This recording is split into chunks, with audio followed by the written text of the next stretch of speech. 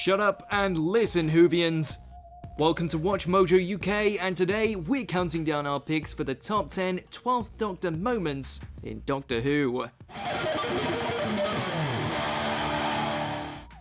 Before we begin, we publish new content every day, so be sure to subscribe to our channel and ring the bell to get notified about our latest videos.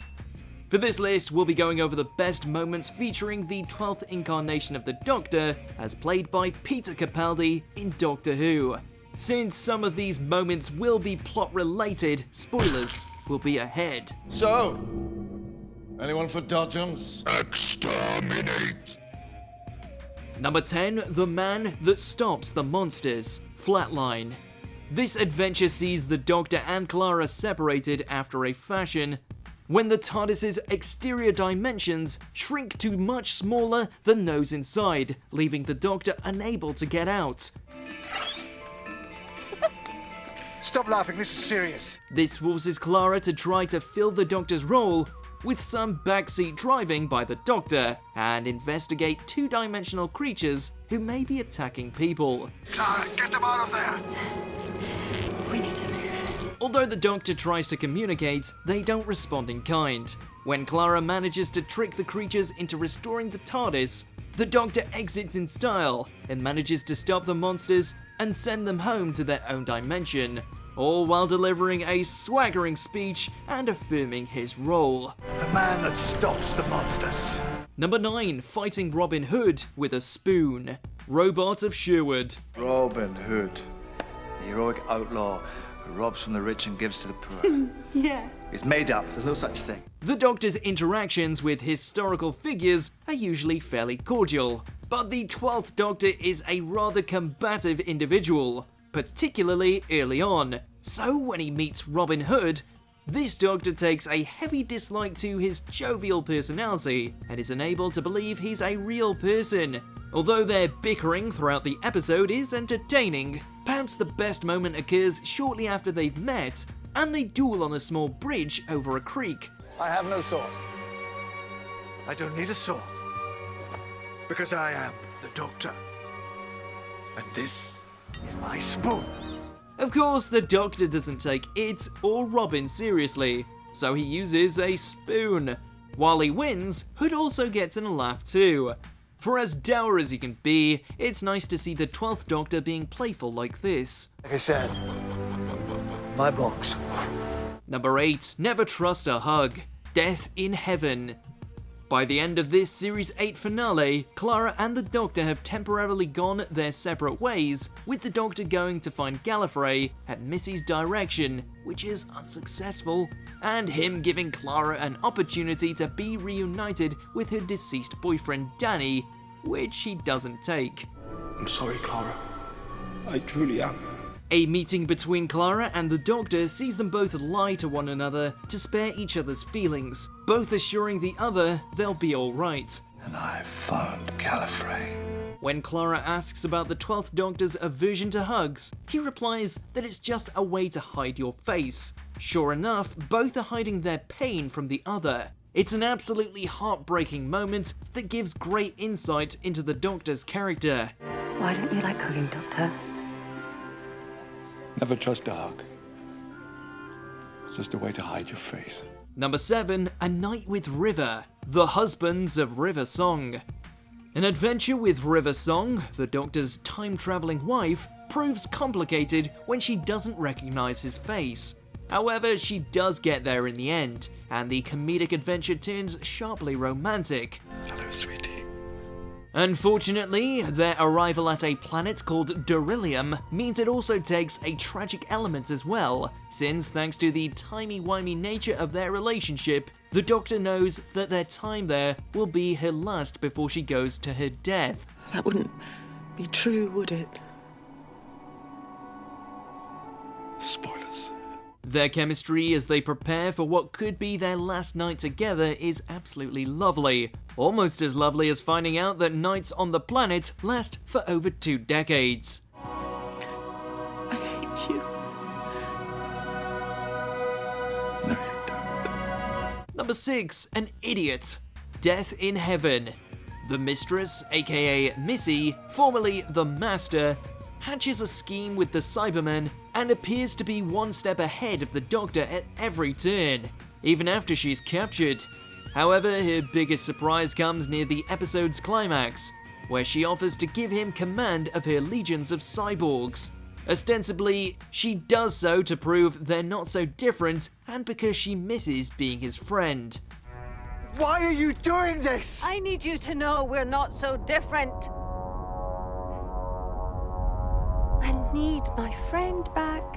Another shock happens when the Doctor thanks her, but because she's reminded him of who he is by showing him who he isn't. He's not a conqueror, he's just an idiot in a box who helps out sometimes. You know what I am? I am an idiot with a box. After spending his first series wrestling with his own darkness, this personal revelation is empowering for the 12th Doctor. I don't need an army. I never have, because I've got them. Always them. Number 5. To save Davros, or not. The Magician's Apprentice / The Witch's Familiar.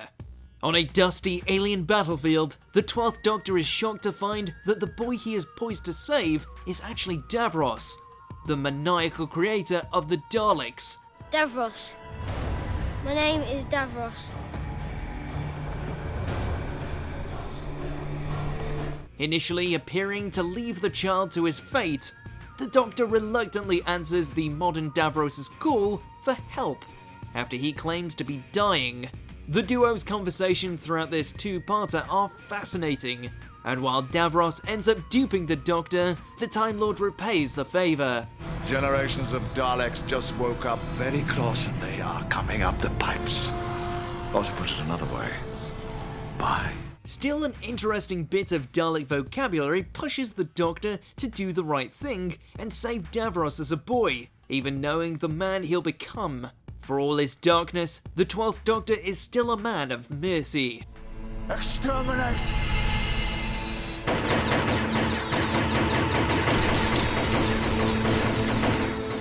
Number 4. Just Kind. The Doctor falls. Trapped aboard a massive spaceship heading towards a black hole with two versions of the Master and with legions of Cybermen bearing down on them, the Doctor is outraged when his fellow Time Lords seek to abandon him, since there's no way to win. You can't win. I know, and? Angry, the Doctor lectures Missy and the Master, railing that he doesn't do what he does to win or beat someone, all because it's easy, but because it's the right thing, the kind thing to do. I do what I do because it's right! Because it's decent! And above all, it's kind! The 12th Doctor's tenure often featured him re-examining who he is, but this moment epitomises not only his own identity, but also the core ideals of every Doctor. If I run away today, good people will die. Number 3. The War Speech, the Zygon Inversion.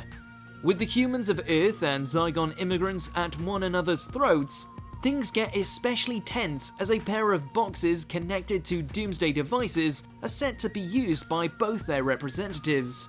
However, the Doctor arrives and does what he does best: talk. The only way anyone can live in peace is if they're prepared to forgive.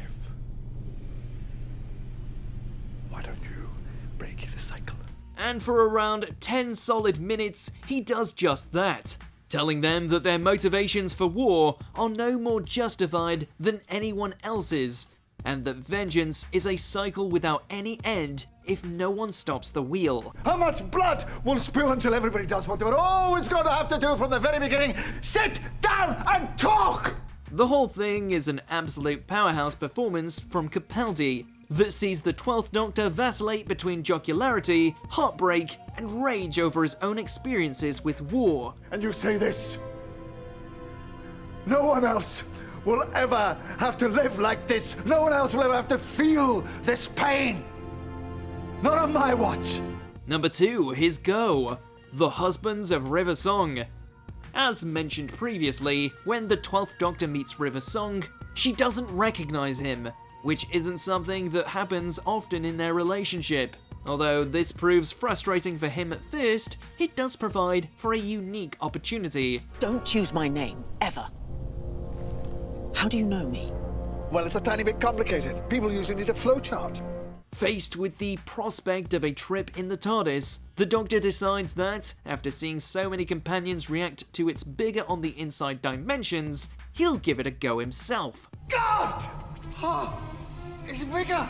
Yes. On the inside. His subsequent theatrical and verbose response to entering the TARDIS is one of the 12th Doctor's funniest moments and one of his best overall. Sorry. I've always wanted to see that done properly. Number 1. How many seconds in eternity? Heaven Sent. The entirety of this episode is pretty spectacular, but its conclusion deserves the top spot.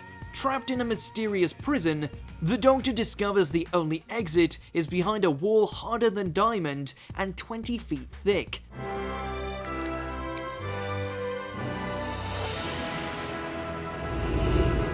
Mortally wounded by his jailer, the Doctor revives himself, living and dying repeatedly, and each time punching the wall.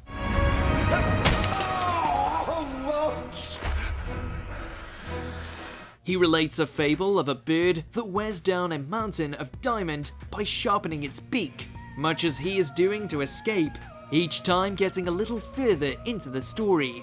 This monumental effort takes billions of years, and while that may sound like a hell of a long time, we think that the real takeaway is that he's one hell of a Doctor.